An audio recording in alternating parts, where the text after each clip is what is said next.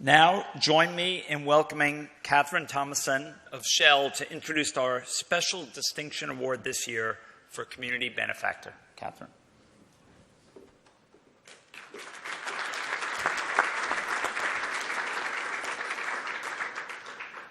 Perfect. Thank you so much. John Walsh stole my thunder because I, too, was going to recognize Karen and Marcia and Sarah and the whole Churchill Club.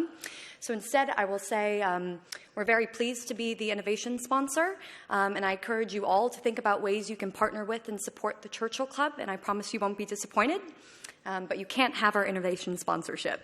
So thanks. I'm also honored to be here tonight to present the 2017 Community Benefactor Award. This discretionary distinction is for creating positive personal impact on a community in need. As a Houston resident, the harsh reality of Hurricane Harvey's devastating impact on Texas has been made all too real, not just through ongoing news coverage and social media posts, but by seeing firsthand the impacts on colleagues, friends, fellow Houstonians, from severe property damage to the uprooting of their families. It is relentless and emotionally exhausting to see and hear, and even more difficult to comprehend just how we are going to overcome a crisis of such magnitude. But the Gulf Coast will overcome and rebuild together. I'm personally very proud to work for a company that has stepped up, from feeding emergency responders and providing school supplies that allow students to return to class, to dedicating $1 million to the American Red Cross Hurricane Relief Fund. But I am most moved by the amount of Shell volunteer power that we are seeing in neighborhoods across the region and in local shelters. It is equally moving to see help and support from outside Houston and the state of Texas, people who are contributing their resources and their expertise to support the rescue and recovery efforts, people like this year's honoree. This year's Community Benefactor worked tirelessly to develop a real-time mapping application to assist with the coordination of rescue and relief efforts in Houston during Hurricane Harvey. This and a related rescue application resulted in over 28,000 uses of the map by victims in need or by rescue groups and volunteers. At last count, over 5,500 people were subsequently rescued. Jessica, we are honored to present you with the 2017 Community Benefactor Churchill Award. Thanks for stepping up. Please join me in welcoming Jessica Decker of Fulcrum Community, who will be joined on stage by Roy Ng, President and COO of Mapbox. Thank you.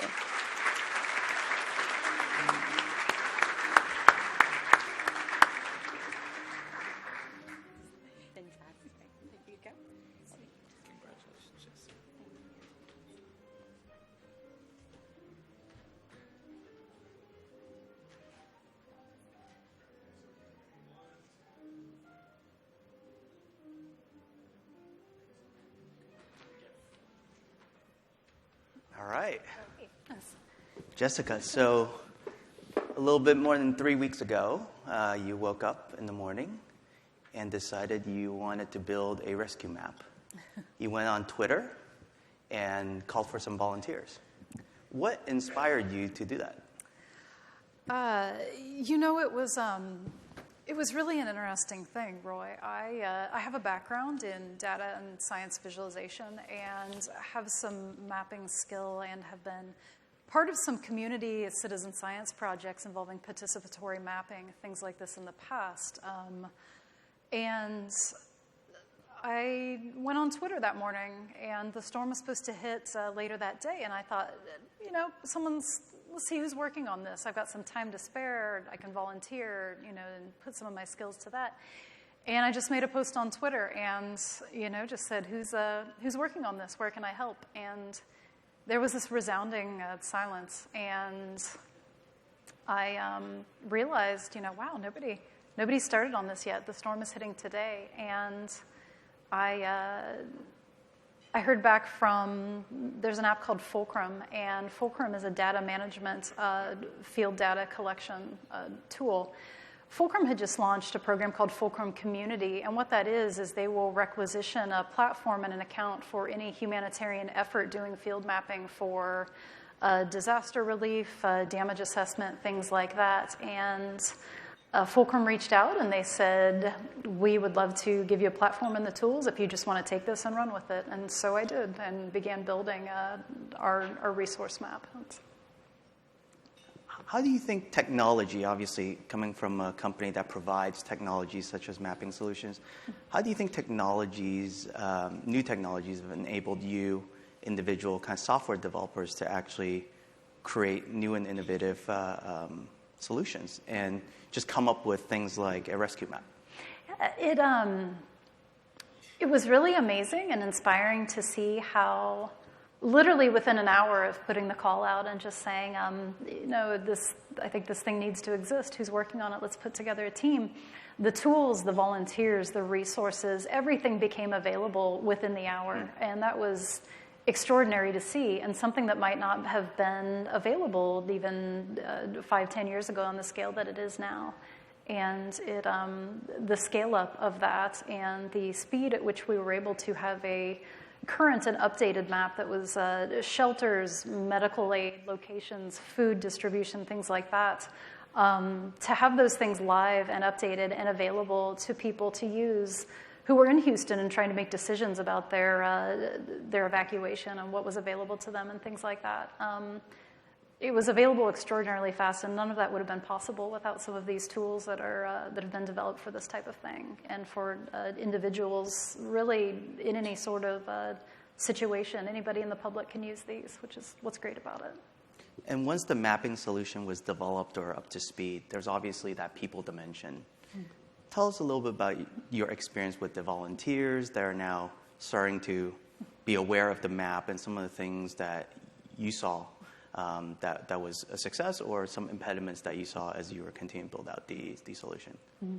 The volunteer aspect of it was really one of the most interesting parts, because I write code, I build tools, I'm a front-end developer, and sometimes you build these things and they work in a bubble or they work in a best case scenario. And when you launch these things into the public, or maybe somebody who just wants to help that has an hour, maybe somebody who just, is in their armchair or they're watching TV, a lot of times we would get people who'd say, wow, I can't send money, or I don't really have, but there are people who felt really helpless just watching these things on TV happen and watching the damage and wanting something that they could do, and to be able to give them a fairly clean onboarding and a set of instructions and say, just go to this address, send your email, you'll get instructions. And then they were able to just start dropping pins on this map and really helping and really contributing. And people just loved that, and people loved being a part of it, and people were very grateful to be a part of it. And the management and scaling up of those volunteers, we didn't have SOP, we didn't have protocol. This wasn't something that got worked on for like weeks ahead of time. It was within the afternoon. We were just starting to teach people how to use the tool and getting them comfortable with it. And the tools made that really extraordinarily easy because of the way that we built them. Got it. And was there some sort of enablement involved in terms of getting the tools in the hands of all the volunteers? Did you have to teach them how to put those pins and other things onto the map? We started a Slack channel, and we had a generous donation of our account from Slack. They also showed up and helped us with that. And what we would do is we just let people know if they were interested, they could come to our Slack channel, and we would start to talk to them about what they wanted to do, how much time they had, what their level of technical expertise was, and what they felt comfortable with. And it was different for a lot of people. We got other coders, we got other people that worked in GIS, we got people that had used Fulcrum or Tableau or some of these other tools. And then we also got people that, they were just like, I can send an email, I can scrape Twitter, I can look for updates on if this shelter is closed or not, or what's going on. So there really was a place for everybody. Let's see. And as a front-end developer, how did you get involved in mapping? I know you had some personal interests even before this project. I was really interested in, a lot of my background is things like, maybe other developers here might know, I love D3. I love these other tools that are making graphs and data and abstract, kind of concepts very pretty for the public. And my background, is in museums and education and making things, kind of digestible to the public. But there really is something about a map that makes it very tangible, that makes it very relatable to people. And it's not just data abstracted, it's an actual place and an actual thing happening in real time in this place. And I began to get involved in a lot of mapping efforts through humanitarian OpenStreetMap. I was a part of Google's Geo for Good cohort last year in 2016, and I just started to get involved in a lot of citizen mapping projects in the area, both for work and as a volunteer. I worked for the California Academy of Sciences for a number of years, and we had the iNaturalist app, which was you just take your phone outside and you find out about birds and other species and things, that are in your area. And again, grew to be a very large crowdsourcing effort in this way. So I had been a part of all these projects in some way, and I felt like learned quite a few things participating in other ways with these other projects that we definitely did apply to the Harvey map. And as you think about kind of crowdsourcing, right? Crowdsourcing projects such as this, what are some advice that you may have for others who may want to take a lead and do a project like this one? I would say, there's a lot that you're not going to know, and especially with rapid scale efforts like this, disaster management, storms, other things like this that might be, you might not have the lead time, and you might not have time to prototype, and you might not have time to go through best practices and things like that, but really, you just kind of jump in, and the thing really sort of drives itself. And people do self-organize in a way that was really extraordinary to see. And I think that you need to moderate. I think that you need to delegate, definitely.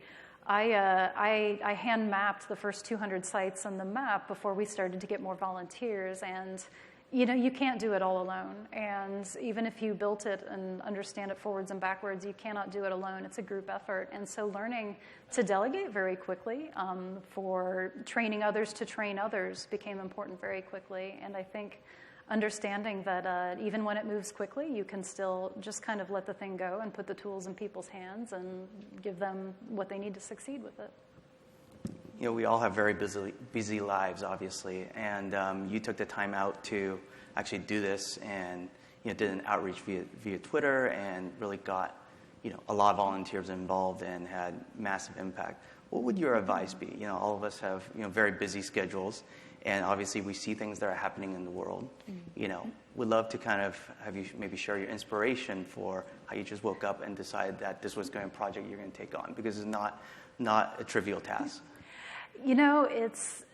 It really is one of those things that, and I genuinely and truly woke up Friday morning thinking, I'll just donate a couple hours, I'll just do what I can with my time. And had I known it was going to turn into this giant thing that was going to take up, day and night for 2 weeks and, things like that, I never imagined. But that same conviction was still there to say, what, I'll just show up and I'll do what I can. And at the moment, I thought do what I can would mean a couple hours. And what that turned into was, once we got the backing and the thing really just started to roll, do what I can turned into, quite a longer thing. But, the bottom line being everybody has something they can do, and everybody has some part that they can pitch in with these kind of projects. And you don't have to be, a genius coder or, really tech savvy or even done anything like this before. You can just show up, and there are more and more projects like this all the time.